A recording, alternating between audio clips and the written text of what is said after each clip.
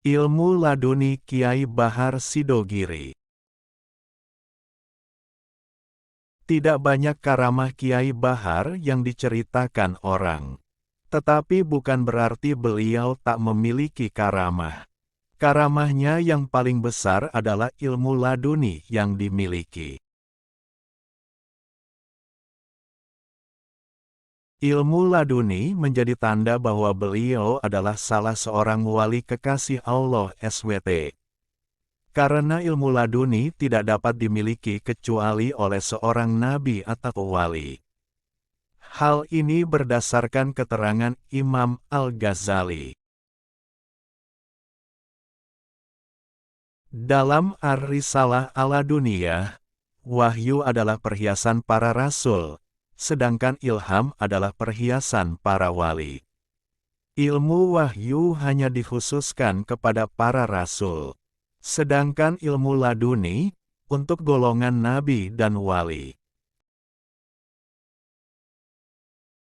Di antara karamah Kiai Bahar adalah kemampuan beliau menebang rumpun-rumpun bambu dan menghabiskan berbagai macam makanan dalam waktu cepat, saat diperintah Kiai Kholil di Pondok Bangkalan. Karamah lain tampak saat kematian orang Cina di desa Ngempit.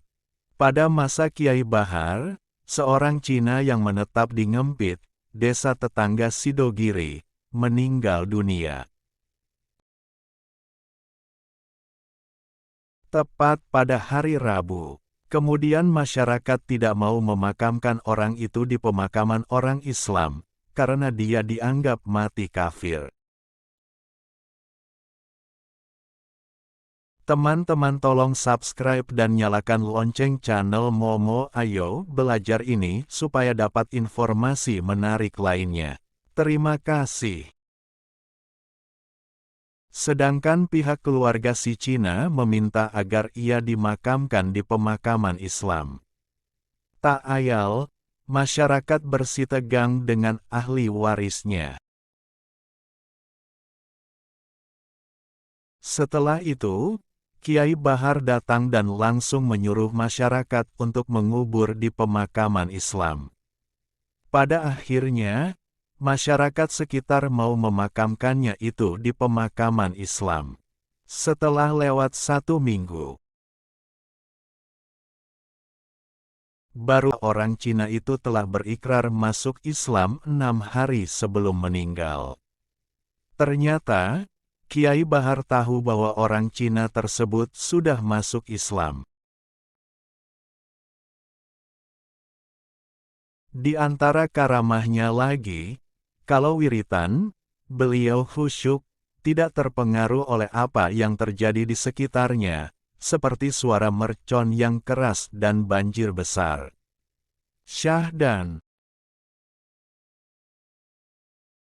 Pada suatu hari Jumat, setelah salat Jumat Kiai Bahar tidak turun dari Masjid Sidogiri. Tiba-tiba datang banjir bandang.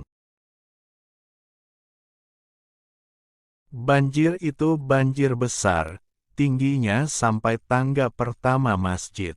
Padahal Masjid Sidogiri berada di dataran yang lebih tinggi daripada tempat lain. Maka tak heran bila rumah masyarakat Sidogiri banyak yang terendam banjir. Mereka sangat susah, sehingga banyak yang menangis. Tetapi Kiai Bahar di masjid yang sedang wiritan tidak tahu kalau ada banjir.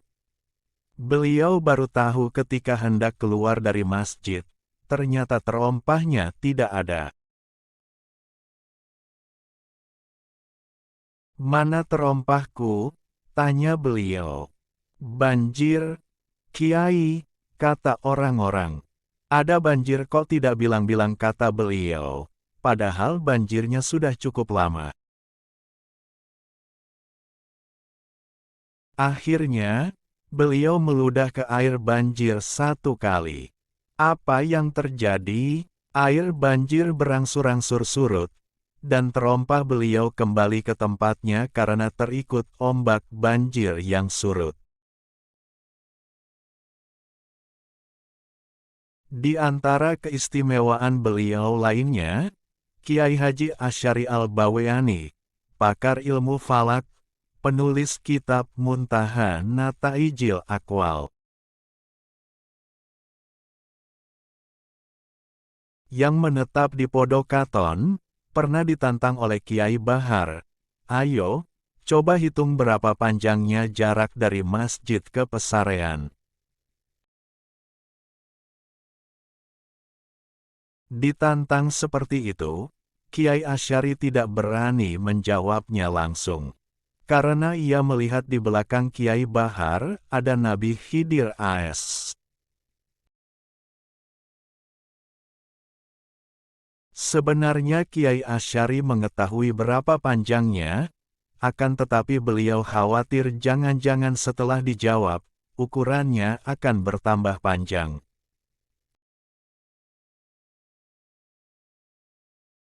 Itulah sekelumit di antara keistimewaan beliau. Bahkan Kiai Haji Kholil Nawawi pernah berpesan, kalau ingin hajatnya terkabul dan punya pangkat yang luhur, maka tawasullah di makam Kiai Bahar. Pernah ada seorang tamu berkunjung kepada Kiai Kholil karena ingin meminta bacaan atau amalan, supaya sukses dan terpilih dalam pencalonannya. Kiai Kholil menyarankan tamunya itu agar berziarah ke makam Kiai Bahar. "Aku bukan dukun. Baca saja surat Al-Ikhlas 313 kali di pesareannya Kiai Bahar." Pada kesempatan lain, Kiai Kholil dawuh, kalau berziarah ke pesarean Kiai Haji Nawawi bin Nur Hasan, baca surat Yasin. Dan kalau berziarah ke pesarean Kiai Bahar, baca surat Al-Ikhlas. Wiritan Kiai Bahar semasa hidup memang ayat kursi dan surat Al-Ikhlas. Sedangkan doa atau wiritan seorang kiai yang sering dibaca ketika hidupnya, apabila dibacakan di makamnya setelah wafat, maka insya Allah hajatnya cepat terkabul. Riwayat lain menyebutkan, kalau ke pesarean Kiai Bahar, baca surat Al-Ikhlas 11 kali.